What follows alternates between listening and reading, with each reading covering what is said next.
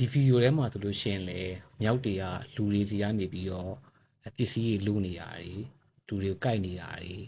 စာတွေကိုအတင်းလူနေတာတွေကိုတွေ့ရလိမ့်မယ်။ဘာကြောင့်လဲဆိုတော့မြောက်တွေဆိုတာတောထဲမှာတဘာဝအတိုင်းနေတဲ့တရားတွေအဲ့ဒါကိုလူတွေကခီးသွားရင်းနဲ့ပဲဖြစ်ဖျားဘူးသွားရင်းနဲ့ပဲဖြစ်သူတို့ငပြောသီးတွေမုတ်တွေကျွေးကြတယ်။အဲ့လိုကျွေးကြတော့ဘာဖြစ်လဲဆိုတော့တောရိုင်းတိရစ္ဆာန်ဆိုတာသူတို့ရဲ့ပုံမှန်အလုပ်တိတာအစာရှာရမယ်အလုပ်ရန်သူတွေကိုကာကွယ်ရမယ်အလုပ်ဆိုပြီးတော့နှစ်မျိုးရှိတယ်။ဘာကြောင့်လဲဆိုတော့တောရင်းမှာတိရစ္ဆာန်တွေကအစာသွားရှာပြီဆိုလို့ရှိရင်သူတို့အတွက်အစာကိုလည်းသူတို့ရှာဖွေရသလိုသူတို့ကိုကိုက်ဖြတ်စားတော့မယ်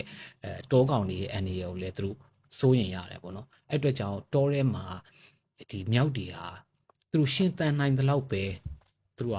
ပွားများကြတာပါအရန်မပွားများကြအောင်ဒါပေမဲ့ဘာဖြစ်လဲဆိုတော့လူတွေကသွားပြီးတော့မြောက်တွေကိုအစာမမှန်ကျွေးတဲ့အခါမှာမြောက်တွေကအဲ့နေရာလည်းဘေးမဲ့တော့လည်းဖြစ်တယ်နှစ်ချက်လူတွေကလည်းအစာမမှန်လာကျွေးကြတယ်အဲ့ခါကျတော့မြောက်တွေကသူတို့ရဲ့သဘာဝဖြစ်တဲ့အစာရှာခြင်းကိုလည်းသူတို့မလုပ်တတ်တော့ဘူးလူတွေလာကျွေးတဲ့ဟာကိုပဲသူတို့စားတတ်တော့တယ်ပြီးတော့နောက်တစ်ခုကအစာအုပ်လွယ်လွယ်ကူရနေတဲ့အတွက်ကြောင့်သူတို့ကတခြားဘာလို့မှမလုပ်တော့ပဲနဲ့ဒီအစာရှာဖို့တွေအသက်အန္တရာယ်အတွက်တွေပြင်ပန်းစရာမလိုတော့တဲ့ကြောင့်သူတို့ကအမြဲတမ်းမျိုးပွားဖို့အတွက်ပဲညီမလိုပြောရင်တော့အိတ်စားကာမှာပေါ့နော်အဲ့သုံးခုအတွက်ပဲသူတို့အလုပ်လုပ်ကြတယ်အဲ့ချိန်ကြတော့ဘာဖြစ်လဲဆိုတော့မြောက်တွေကတနည်းချာပိုပြီးတော့များလာတဲ့အပြင်မြောက်ကလေးလေးတွေကသူတို့ငယ်လေးတွေကသူတို့သိခဲ့တာအစာရှာစားခဲ့တယ်ဆိုတော့အလေးချင်းသူတို့မှမရှိတော့ဘူးသူတို့သိတာလူတွေကလာတယ်သူတို့ကိုအစာကျွေးတယ်ဆိုပြီးတော့ပဲသူတို့သိကြတယ်ဒါပေမဲ့အဲ့နေရာတွေမှာအကြောင်းမျိုးမျိုးကြောင့်ပေါ့နော်ကက်ယောဂါတွေဖြစ်တာဖြစ်လို့ပဲဖြစ်အကြောင်းတစ်ခုခုကြောင့်ပဲဖြစ်လူတွေကအဲ့ကိုမသွားနိုင်တော့ဘူးမြောက်တွေကိုအစာမကျွေးနိုင်တဲ့အခါကျတော့ဘာဖြစ်လဲဆိုတော့မြောက်တွေကသူတို့ဘာသူအစာရှာပြီးတော့မစားတတ်တော့တဲ့အခါကျတော့နည်းနည်းပပလာတဲ့လူတွေစီကနေပြီးတော့ရင်းကြေးလို့အစာယူတဲ့အဆင့်မဟုတ်တော့ဘဲနဲ့လူတွေစီကနေပြီးတော့စားစရာတွေလူတွေရက်တဲ့အဆင့်ကြီးဖြစ်လာတယ်ဘာလို့လဲဆိုတော့မြောက်တွေရဲ့စိတ်ထဲမှာလူတွေကသူတို့ကိုအစာကျွေးရမယ်ဆိုပြီးတော့စိတ်ထဲမှာထင်နေပြီဘာလို့လဲဆိုတော့လူတွေကအများကြီးသူတို့ကိုရှေ့မှာအစာကျွေးခဲ့တာပေါ့အဲ့တော့ရိုးတာမန်လူတွေကဘာစာမှမပါပဲသူတို့ဒီတွားလဲလို့ရှိရင်သူတို့က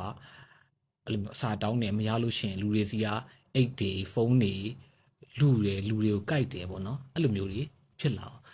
ကျွန်တော်နိုင်ငံမှာလည်းအဲ့လိုမျိုးမြောက်ဦးရေအရန်တိုးပွားနေတဲ့နေရာတွေရှိတယ်ပေါ့နော်ဘေးမဲ့လွတ်ထားတဲ့နေရာတွေပေါ့အဲ့နေရာတွေမှာလူတွေကသွားပြီးတော့အစာကျွေးကြတယ်ကျွန်တော်နိုင်ငံလူတွေကတော့ဗျာဟိုစေနာတရားရှိတန်းထားပြီးတော့ဘယ်တိရစ္ဆာန်မဆိုအစာကျွေးလေးရှိတယ်ဒါပေမဲ့တောရိုင်းတိရစ္ဆာန်တွေကိုအစာကျွေးတဲ့အခါမှာတော့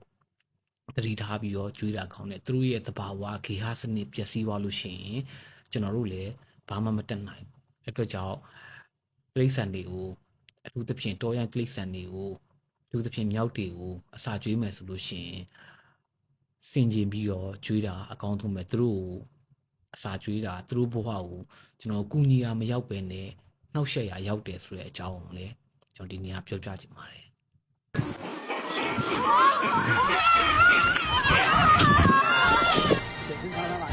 嘿，